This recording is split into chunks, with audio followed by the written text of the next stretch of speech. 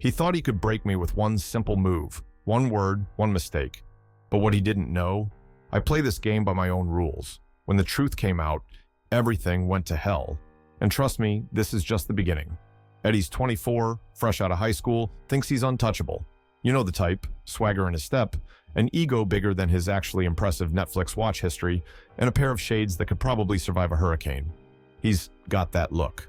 The kind of guy who thinks he can cruise through life by flashing a cocky grin and saying the right things at the right time. But today's the day Eddie's gonna learn that not everything can be solved with charm and a half-decent haircut. And it all starts with one stupid move in front of the Royal Guard. Eddie rolls into London like he's on some kind of victory lap. He's not here for the museums or the landmarks. He's here to be the center of attention. The trip's been a blur of Instagram selfies and overpriced coffee shops, but Eddie's getting bored. I mean, the whole tourist vibe, it's seriously starting to get under his skin, especially with Mike by his side. Mike's that dude who, always has to remind you how much cooler he is. He's been to Europe. Oh yeah, been there, done that. He says it like it's a badge of honor, like he's some sort of international authority. But Eddie's here to outdo him. He wants to be the story, not just the guy in the background. And when they hit Buckingham Palace, well, that's when Eddie's mind starts cooking up something memorable. Or, in hindsight, regrettable. So there they are, standing in front of the Royal Guard. Eddie's not thinking about the history or the tradition, or the fact that, this guy's literally there to guard the freaking Queen. Nah, he's thinking about one thing, making Mike laugh. Eddie reaches into his backpack like it's no big deal. He pulls out a firecracker. Yeah, you heard that right, a firecracker. A piece of trash you get at some shady corner store, sold by a dude who looked like he hadn't showered in a week. He'd gotten it that morning. A couple of bucks, a quick exchange, and boom. He's holding the thing in his hand like it's a magic wand. Yo, watch this, Eddie says, cracking a grin so wide, it's borderline terrifying. Mike's still busy pretending to understand the London subway system. He doesn't even look up. Eddie's got this twisted little smirk on his face. He lights the firecracker, drops it right next to the Royal Guard's polished boots, and then, boom! A flash of light, and an ear-splitting crack that echoes off the palace walls. But here's the thing, the Royal Guard? He doesn't flinch, doesn't blink, doesn't even budge. The thing is, Eddie's whole plan was to get the dude to react. A tiny bit of surprise, maybe a twitch of his cheek. Like when someone trips and you're supposed to laugh, but you don't because you're polite. But nah, the guard stands there perfectly still like he's carved out of stone. And Eddie? His gut drops. That firecracker's crackling fades into silence, and something in the air shifts. The crowd's already starting to murmur, half laughing, half gasping. Eddie's suddenly the center of attention, but it's not the good kind. Dude, what the hell is wrong with you? Mike finally turns, his face twisting into this weird mix of horror and confusion. He's staring at Eddie like he just walked up and slapped the Queen herself. But Eddie, he just stands there, looking at the guard. And the seconds stretch on like a scene from a horror flick. The people around them are starting to notice. The murmurs grow louder, more nervous. Eddie can feel the sweat trickling down the back of his neck. The guy doesn't even blink. It's like he's waiting for something. Then, out of nowhere, this officer steps out from behind the Royal Guard like he's part of some action movie. Tall, dark silhouette against the evening sky. The officer's eyes meet Eddie's, and that's when it hits. Eddie's done something no one's supposed to do, something no one messes with. The crowd is still whispering, some in awe, others in shock. And Mike's face has gone pale. He's already backing up like he knows what's coming. Eddie's heart's beating so hard in his chest, it's like it's gonna jump out of his throat. But it's too late. Eddie's stuck. Mike's staring at him like, dude, seriously? And Eddie knows. The joke? It's over. The firecracker's still crackling out in the distance, but it might as well be a ticking bomb in Eddie's brain. He's locked in, caught between a stupid prank and a royal mess. And right now, that officer's walking towards him, slow, calculated. All right, mate, the officer says, his voice low and cold. I think you've made enough of an impression. I'll pause here, but you get the vibe. The tension is building. Eddie's swagger is slipping, and it's clear that the consequences of this prank are about to snowball. What do you think? Should we keep ramping up the stakes? So, yeah, Eddie's feeling the heat now. Not the kind from some royal guard who's too rigid to crack a smile, but the kind that comes from every single person around him. Like the world's suddenly pressed the big red button marked React. The officer's grip on Eddie's arm is cold, like freakishly cold, and Eddie can't even think straight. His heart's racing so fast, he's sure it's gonna fly out of his chest at any second, but he's not about to show it. He's Eddie, right?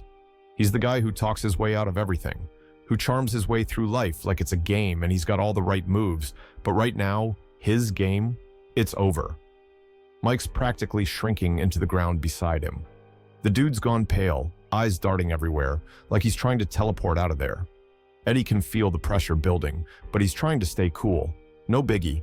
It's just a firecracker. No one's gonna care about this tomorrow, but that's the thing. This isn't just some oops, my bad situation. The officer's not even blinking as he looks Eddie dead in the eyes. It's like Eddie's already in the wrong, and the officer's just waiting for the inevitable. And here's the kicker. Eddie's trying to talk, but his voice is cracking. The words come out all wrong. It's like his brain can't keep up with the mess he's in. He's stammering, trying to laugh it off, but the officer's eyes are colder than anything Eddie's ever faced. Then it happens. The officer mentions something about a national security threat. Eddie doesn't even know what that means, but it sounds bad. Really bad. Suddenly, he's not some dumb tourist who made a mistake. He's a threat. That word hits him like a punch in the gut. A terrorist threat? No way. Eddie never signed up for this. Within minutes, the sirens start. And let me tell you, these aren't your regular sirens. These are the kind that make your skin crawl. The kind that make you feel like you're stuck in a nightmare you can't wake up from. Eddie's surrounded by cops now. Not just one or two. No, the whole damn squad. His hands are cuffed behind his back, the cold metal biting into his skin, like it's there to remind him how badly he messed up. His backpack's being tossed around by some officer with the same dead expression the Royal Guard had, and Eddie's mind is racing, trying to make sense of this mess. But he's lost. Completely. Mike? He's disappeared, like he never existed in the first place.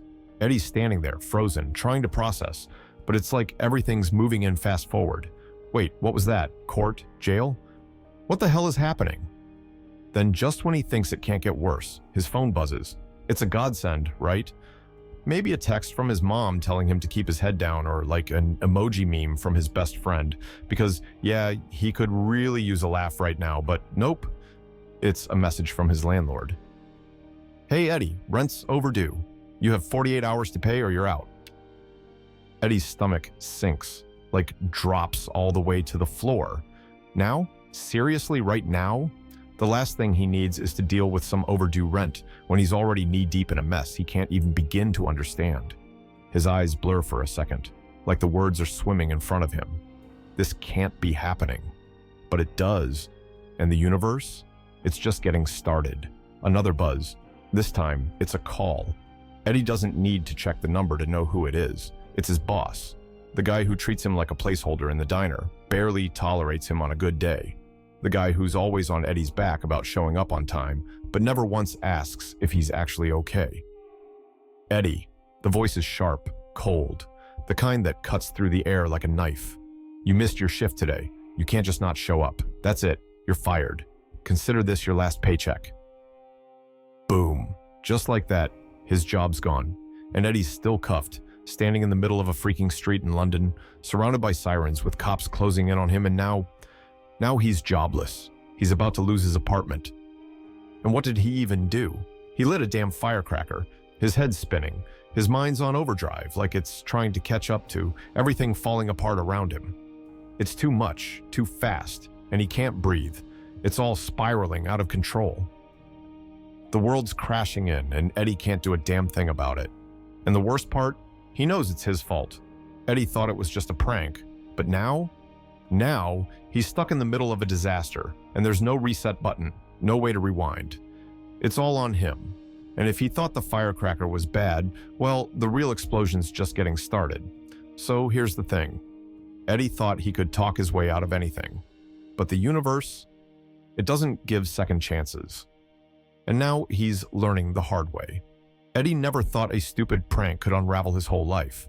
But here he is, standing in the interrogation room, cuffed and surrounded by officers who aren't giving him a second to breathe.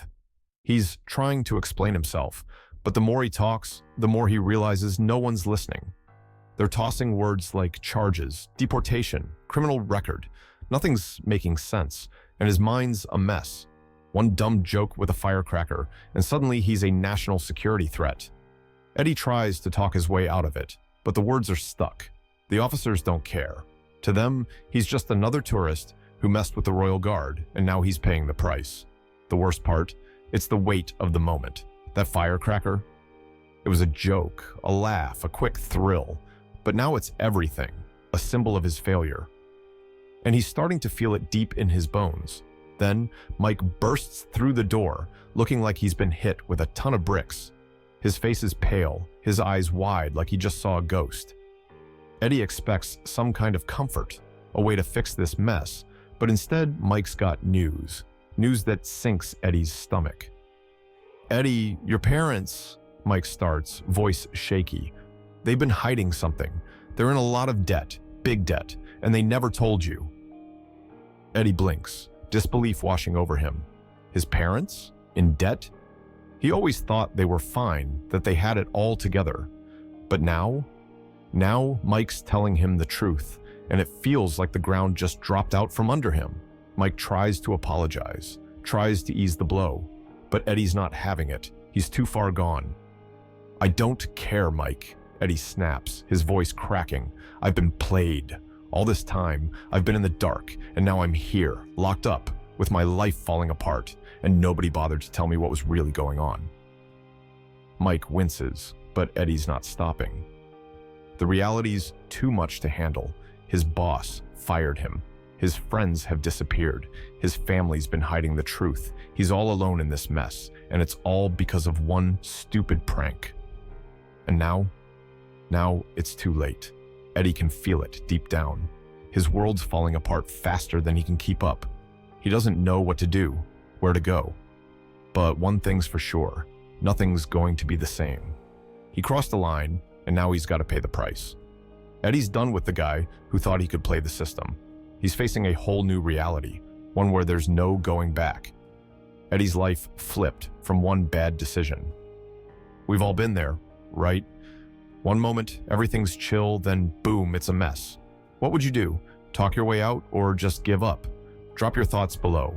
Ever had a moment like Eddie's? Share it. Let's talk. Your opinion matters.